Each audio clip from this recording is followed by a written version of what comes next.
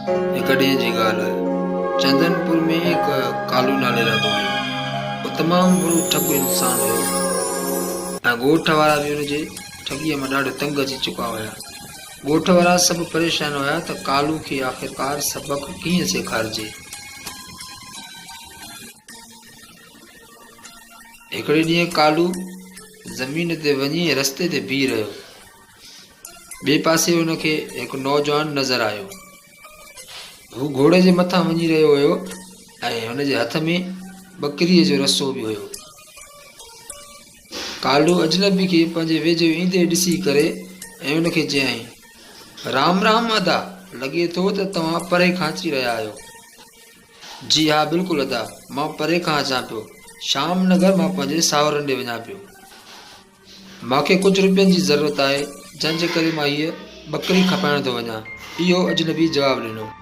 इहो कालू ॿुधी ऐं ॾाढो ख़ुशि थियो ऐं अजनबी खे ठॻण जी कोशिश शुरू करे ॾिनई। कालू चयो, अच्छा अदा, हितां जे घोड़े सां गॾु जेका बकरी आहे उहा केतिरे में ॾींदव? अजनबी चयो, 500 रुपए जी। कालू चयो त ठीकु आहे, हीउ वठि 500 रुपया ऐं घोड़े खां लह हेठि। हीउ घोड़ो बि मुंहिंजो थियो। अजनबी मायूस ऐं परेशान थी चयो, छा तो सिर्फ़ बकरी वरिती आहे, घोड़ो न? कालू चयो, अड़े घोड़ो कीअं न ॾींदे?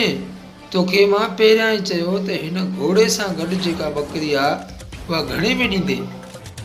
याने के मूं तोखां ॿिन्हिनि शयुनि जी क़ीमत पुछी, तंहिं करे तो पाण चयो हा 500 रुपया। इहो बहसबारी कंदे कंदे तेसिते माण्हू काफ़ी सारा जमा थी चुका हुया। उन्हनि बि इहा ॻाल्हि ॿुधी करे कालू जी हिमत करे ऐं पुठ भराई कई, तंहिं करे कालू ॾाढो ख़ुशि थियो। उहो अजनबी खां घोड़ो वठी करे ॾाढो ख़ुशीअ सां घर वञी रहियो हो त अजनबी हुनखे वरी ॿीहर रोकियो, चई त बीह हिते। अघु ॾेई करे ऐं हुनखे चयईं। कालू चयो, छा ॻाल्हि आहे? अजनबी चयो, ॻाल्हि असुल हक़ीक़त हीअ आहे, तो घोड़ो ऐं बकरी त मुंहिंजी वरिती, पर मां सावरनि ॾे वञी करे उन्हनि खे पंहिंजो कहिड़ो मुंहुं ॾेखारींदुसि? मां ऐं पंहिंजी पग बि तोखे ॾियणु चाहियां थो। मां हिन पग जी सिर्फ़ु क़ीमत हिकु चांवरनि जी मुठ वठंदुसि। कालू इहो ॿुधी ॾाढो ख़ुशि थियो, चई वाह, अॼु जो ॾींहुं त ॾाढो मूंखे सदोरो लॻो। कालू हिन जा अहिड़ा लफ़्ज़ ॿुधी करे ॾाढो ख़ुशि थियो, सोची त यार हिन खां अञा ॿियो कुझु बि मां कढी वठंदुसि। ऐं ॾाढो हुनखे ख़ुशी सां चई, ठीकु आहे, जेकर तूं ईअं करें थो त मूंखे तुंहिंजो सौदो मंज़ूरु आहे। अजनबी खे चई, साम्हूं मुंहिंजो घरु आहे, हल त मां तोखे चांवरनि जी मुठ भरे ॾियां। घर पहुचंदे पहुचंदे घरवारी खे सॾु कयईं, चई त काॾे वई आहियां? ओरन न, हेॾां अचु। हे मां हिकु अजनबी खां पग वरिती आहे सिर्फ़ु चांवरनि जी मुठ में, हेॾां चांवरनि जी मुठ त भरे अचु। ऐं हुनजी माई चांवरनि जी मुठ भरे खणी आई, अची अजनबी खे ॾियण जी कोशिशि कयईं त अजनबी हुनजी बांह पकिड़े ऐं छुरी खीसे मां कढी करे ऐं हुनजी मुठ कटणु लॻो। इहो सभु कुझु ॾिसी करे कालू ॾाढो परेशान थियो ऐं रड़ियूं करणु लॻो। अजनबी चयो, न तूं परेशान न थी, मां सिर्फ़ु हीअ मुठ कटियां थो जेको तोसां सौदो थियल आहे।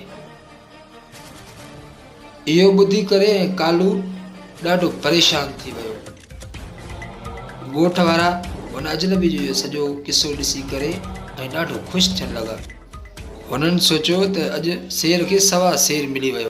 कालू पछताव कंदे ऐं अजनबी खे चयईं, अदा, मूंखे माफ़ कर। अचे ही वठि तूं पंहिंजो घोड़ो ऐं बकरी। अचे ही 500 रुपया बि तूं रख पाण वटि, तूं सिर्फ़ु मुंहिंजी घरवारी खे छॾे ॾे। अजनबी चयो, हाणे ॻाल्हि आई तुंहिंजे ठिकाणे ते।